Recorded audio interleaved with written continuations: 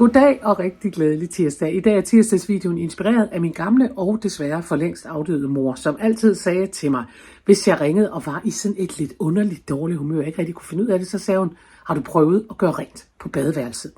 Det er ikke fordi, jeg synes, at I nu på denne tirsdag og på dette tidspunkt skal ud og løbe rundt og gøre rent på badeværelset. Det har I garanteret ikke tid til.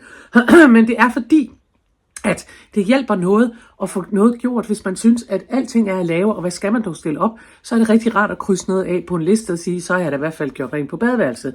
Og for min skyld, så kan det bare være at vende toiletrullen den rigtige vej, og så tænke, så fik jeg vendt den, så er der orden i tingene.